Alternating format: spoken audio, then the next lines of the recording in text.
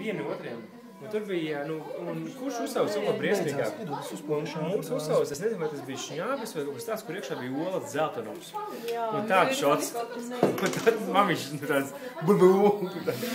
Jā.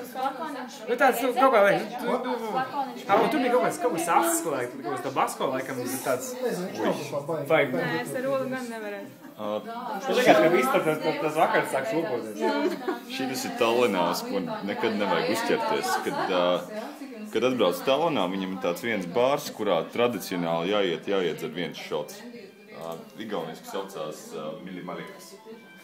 Tas ir viņam bārs no PSRS laikiem. Tur saglabājies un vēl joprojām strādā.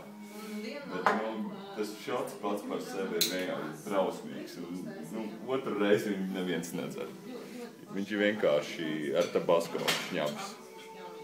Un tiešā tulkojumā viņš saucās želejs, tā kā, medūza. Tā tas ir un tā arī izskatās. Tad, kad tabasko tīri ielai šņabī. Tiešām neiesaku.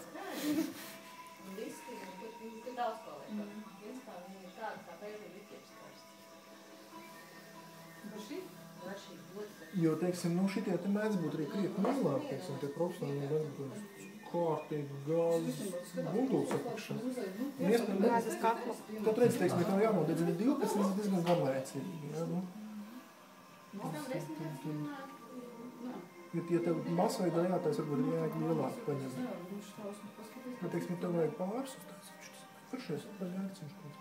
Drogos viņiem restorāni